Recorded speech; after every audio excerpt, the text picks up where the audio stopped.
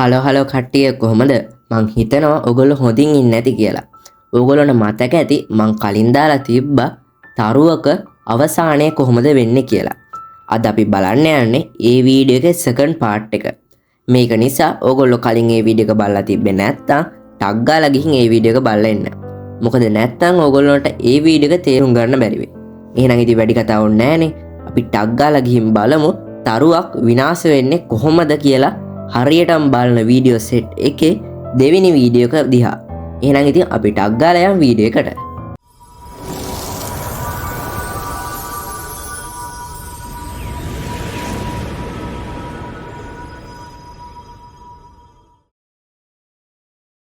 ඔයගොල්ලන්ට මතකද මං කලින් වීඩියෝ එකේ ගෙනාපු දෙවන රතු යෝධ අවස්ථාව ගැන? මං කිව්වා දෙවන රතු යෝධ අවස්ථාවෙන් පස්සේ අපි මේ තරුව ගැන කතා කරද්දී මේ තරුවේ ජීවන මට්ටම පවතින්නේ විශාලත්වය මත කියලා. මෙහෙම අපිට මේ විශාලත්වය මත තරු කාණ්ඩ තුනකට වෙන් කර හැකියි. ඒකේ පළවෙනි කාණ්ඩය තමයි ස්කන්ධය සූර්ය ස්කන්ධය වගේ 1.4ට අඩු තරු.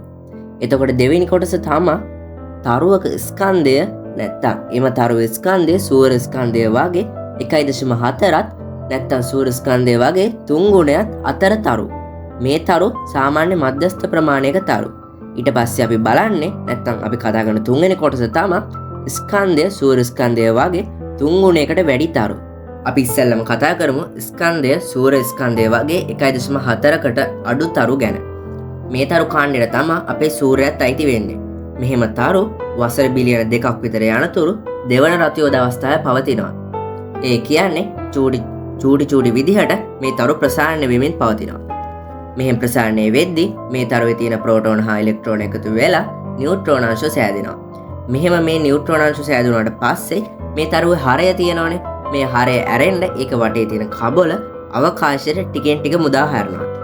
මේක නිසා මේකේ හරය ඇරෙන්න තනිකරම කබල විනාශ වෙලා යනවා. මෙහෙම විනාශ වෙලා යනවා කියන්නේ මේ කබල අවකාශයට ගිහේ ඒක ග්‍රහණිහාරිකාවක් බවට පත් වෙනවා. මෙහෙම වසර 50000ක් විතර යද්දි මේ ග්‍රහණිහාරිකාව ටික විහිදිලා ගිහින් නැති වෙලා යනවා.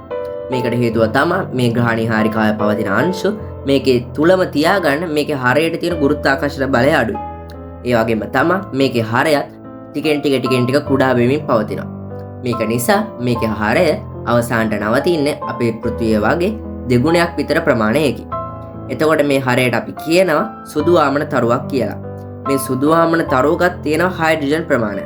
මේ හයිඩ්‍රජන් ප්‍රමාණය හීලියම් බවට පත් කරලා අවසන් වෙනකොට මේක කළු ආමන තරුවක් වෙලා මේ සුදු ආමන තරුවත් අවසන් ගමන් යනවා. ඒ වගේම තමයි මේ සුදු ආමන තරුවක ලොකු ගුරුත්වාකර්ෂණයක් තියෙනවා. ඒ වගේම තමයි මේ සුදු ආමන තරුවක විශාල ඝනත්වයකුත් පිහිටනවා.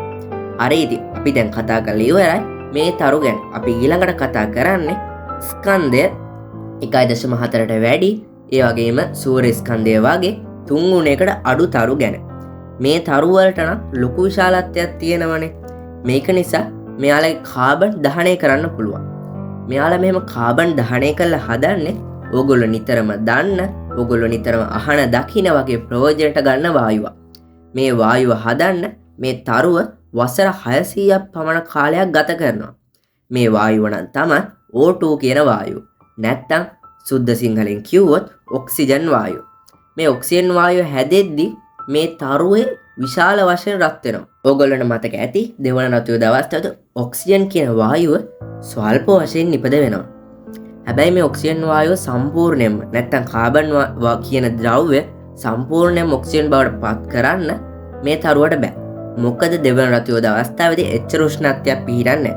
හැබැයි ඉතින් ස්කන්ධය 1.4ට වැඩි ස්කන්ධය සූර්ය ස්කන්ධය වගේ 3 ගුණයකට අඩු තරුණ මේක කරන්න සමත් වෙනවා. මොකද මේවල උෂ්ණත්වය ගොඩක් වැඩි නිසා. ඒ වගේම තමයි මෙහෙම සෑදෙන ඔක්සිජන් තවත් මාස 6ක් විතර යද්දී සිලිකන් බවට පත් වෙනවා. මෙහෙම සිලිකන් බවට පත් වෙද්දී මේ තරුවේ හරය සෙල්සියස් අංශක බිලියන 3ක් පමණ උෂ්ණත්වයකට ලක් වෙනවා. මෙහෙම උෂ්ණත්වයකට ලක් වෙද්දී මේ සිලිකනුත් තවත් මූලද්‍රව්‍යයක් බවට පත් වෙන එක ආරම්භ වෙනවා. හැබැයි මෙහෙම සිලිකන් තවත් මූලද්‍රව්‍යයක් බවට පත් වෙන්නේ යන්නේ පැය 24ක් වගේ පුංචි කාලයක්. ඒ කියන්නේ සරලව කිව්වොත් දවසක් ඇතුළත මේ මුළු තරුවේම තියෙන සිලිකන් ප්‍රමාණය ටක් ගාලා යකඩ බවට පත් කරනවා. ඒ වගේම තමයි මේ ඕගොල්ලෝ දන්නව ඇති යකඩ කියන මූලද්‍රව්‍ය ගොඩක් ස්ථාවර වගේම විශාල ඝනත්වයකින් යුත් මූලද්‍රව්‍යයක්. ඒක නිසා මේ තරුවේ උෂ්ණත්වය නම් මදි වෙනවා මේ යකඩ තවත් මූලද්‍රව්‍යයක් බවට පරිවර්තනය කරන්න. ඒක නිසා මේ තරුවේ උණුසුම ඉතා වේගයෙන් ඉහළ යනවා. මෙහෙම උණුසුම ඉතා වේගයෙන් ඉහළ ගිහි ක්ෂණිකව සුපර්නෝවාවක් විදිහට පිපිරිලා යනවා. ඒ වගේම තමයි මෙහෙම සුපර්නෝවාවක් විදිහට පුපුරන්න කලින් තවත් එක අවස්ථාවක් තියෙනවා. මේක හැම තරුවකම දකින්න බෑ. හැබැයි විශේෂ නියුට්‍රෝන තරු කියලා જાතියක් තියෙනවා. මේ නියුට්‍රෝන තරු හැදෙන්නේ සූර්ය ස්කන්ධය වගේ 1.4කට වැඩි වගේම සූර්ය ස්කන්ධය වගේ 3 ගුණයකට අඩු තරු වලින්. මේ නියුට්‍රෝන තරු වල ඝනත්වය ගොඩක් වැඩි. ඒ වගේම තමයි සුදු වාමන තරු වලට වඩා ගොඩක් උඩයි. ඒ වගේම මේ තරු වල ඉලෙක්ට්‍රෝන හා ප්‍රෝටෝන වලට ප්‍රබල ගුණෝත්තරයක් තියෙන නිසා ඒවා උදාසීන අංශු වශයෙන් තමයි පවතින්නේ. ඒවා රැඳී පවතින්නේ නියුට්‍රෝන අංශු අතර පවතින විකර්ෂණ බලය මගින්. ඊළඟට අපි කතා කරන්නේ විශාලත්වය අපේ සූර්යයා වගේ 3 ගුණයකට වැඩි තරු ගැන. මේ තරු වල නම් ගොඩක් ශක්තියක් තියෙන නිසා කලින් වගේම යකඩ හැදුනට පස්සේ පුපුරලා යනවා. මොකද ඉතින් මේ තරුවටත් බැරි වෙනවා මේ යකඩ කියන මූලද්‍රව්‍ය තවත් මූලද්‍රව්‍යයක් බවට පත් කරන්න. මොකද යකඩ තවත් මූලද්‍රව්‍යයක් බවට පත් කරන්න ඕනේ විරියන ප්‍රතික්‍රියාව සිද්ධ වෙන්න විශාල උෂ්ණත්වයක් වගේම ලොකු ශක්තියක් ඕනේ. මේ කිසිම තරුවකට බැරි වෙනවා ඒ ශක්තිය උපය ගන්න. හැබැයි ඉතින් කලින්ට වඩා විශාල සුපර්නෝවාවක් මගින් මේක පුපුරන නිසා මේක ඇතැම් විට බ්ලැක් හෝල් එකක් වෙන්න පුළුවන්. ඒ කියන්නේ අපේ සූර්යයා වගේ 3 ගුණයකට වඩා විශාල තරු පුපුරලා ගිහින් හැදෙන්නේ බ්ලැක් හෝල් එකක්. ඕගොල්ලෝ දැන් දන්නවා සුදු වාමන තරුවක් කියන්නේ මොකද්ද? ඒ වගේම කළු වාමන තරුවක් කියන්නේ මොකද්ද? සුපර්නෝවාවක් ඇති වෙන්නේ කොහොමද? වගේම බ්ලැක් හෝල් එකක් කියන්නේ මොකද්ද කියන එක ගැන. ඒත් එක්කම ඉතින් අද මම මගේ වීඩියෝ එක නවත්තනවා. ඕගොල්ලන්ට මම ඊළඟ දවසේ සූර්යාගේ ව්‍යුහය ගේන්න බලාපොරොත්තු වෙනවා. එහෙනම් ඉතින් ඊළඟ සතියේත් අලුත් වීඩියෝ එකකින් හම්බෙන බලාපොරොත්තු වෙ අදට මම සමුගන්නවා.